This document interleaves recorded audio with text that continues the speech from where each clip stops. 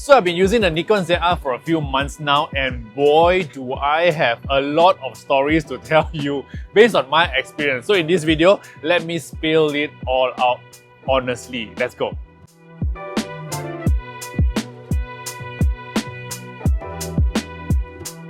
What's up guys, Jason smashpop here. So when the Nikon ZR was launched in Malaysia, I actually attended the launch and I was so impressed with the collaboration between Nikon and also Red, hence the Nikon ZR.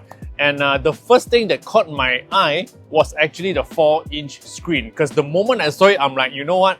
I need to own this camera, because with this display, I do not need an external screen anymore to shoot myself because it is big enough. And because of that, I have been wanting to own this camera for the longest time, and finally a few months ago, I managed to own it. And then, all the drama happens. Now before I start telling my stories, just to let you know, this is not about specs. Okay, so I don't want to talk numbers and stuff. You can actually Google and see all those things on the internet.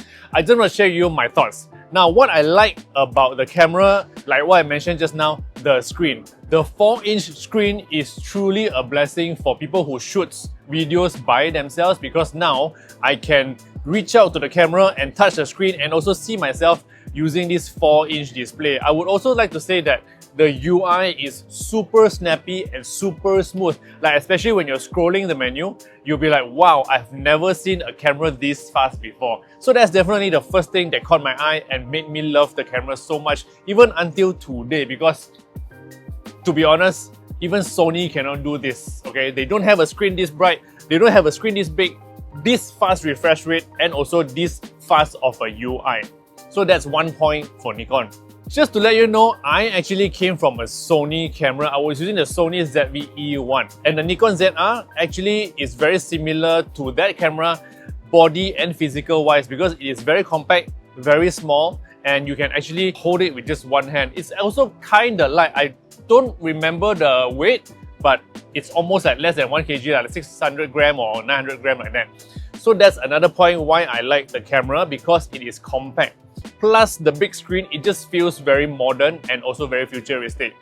Another thing that I like about the Nikon ZR is the ability to use lenses from other brands. So now, this video is shot using the Nikon ZR using a Sony 35mm f1.8.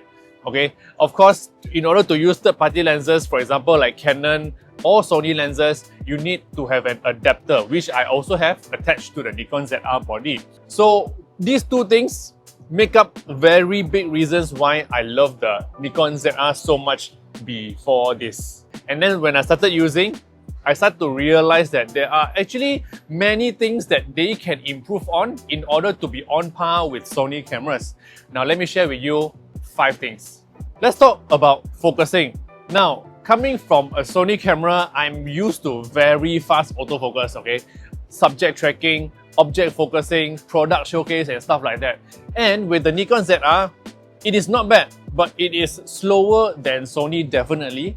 I'm thinking maybe it's because I'm not using a Nikon lens, I'm using a Sony lens. So that will probably affect the delay.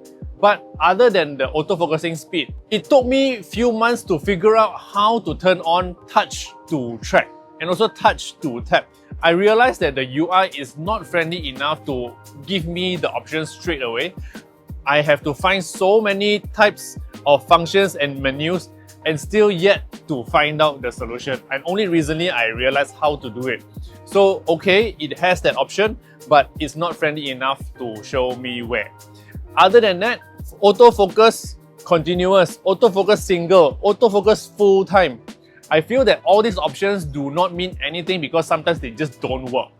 So sometimes I'm confused whether it's actually single or continuous, because it just doesn't continuously focusing on the subject. Hence, it makes me kinda confused and also frustrated. So that's autofocus.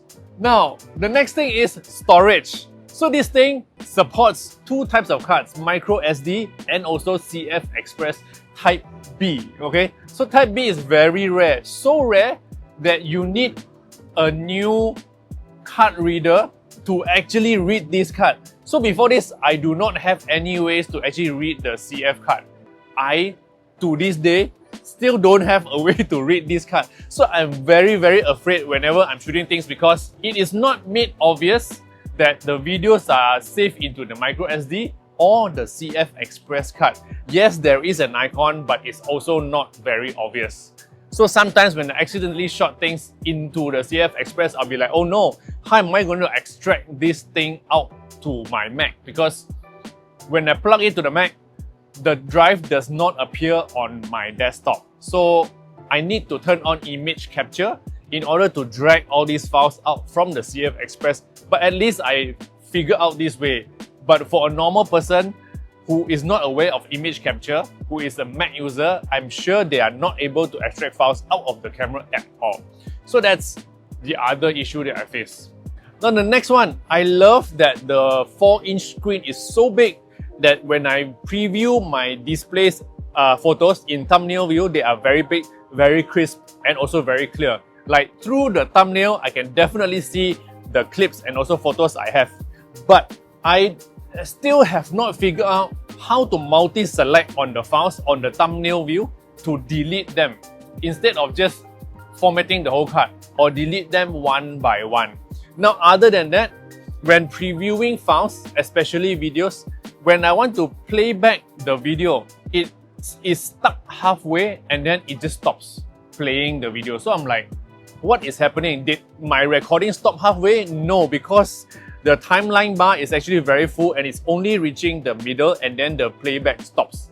So I feel that maybe with a firmware update, it will be fixed, but I'm not sure whether Nikon is aware of this. And also, if you're watching and you're a Nikon ZR user, please educate me on how to multi-select thumbnails in the preview mode so that I can select a few things and just delete those few things instead of deleting the whole card or just one by one. Now, apart from all those things that made me frustrated and confused, at the end of the day, I am still very happy to be able to own this camera and use this video to shoot all my everyday YouTube because the colors are very nice. The definition and also the details are very sharp and also very crisp that I'm actually impressed every time I see the sample video out of this. And mind you, it's not just the log or the Red NE videos, just standard profile videos look super good. It's almost like you don't have to edit anything and you can just publish straight to the YouTube.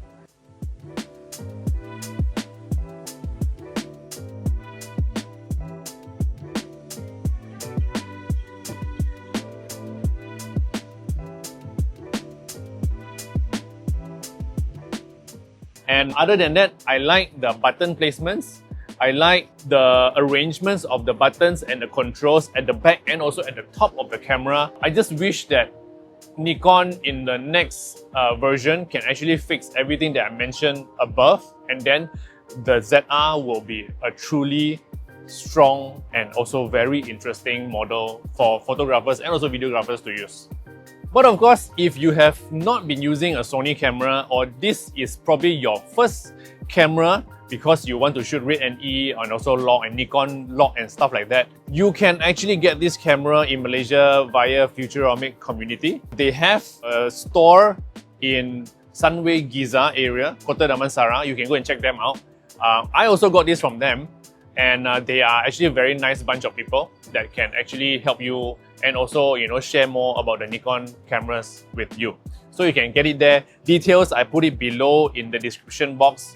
Go check it out. And if you love videos like this, don't forget to subscribe to this channel. Share this video with your friends and follow me on all social platforms. My name is smashpop and I'll see you in the next video. Yo.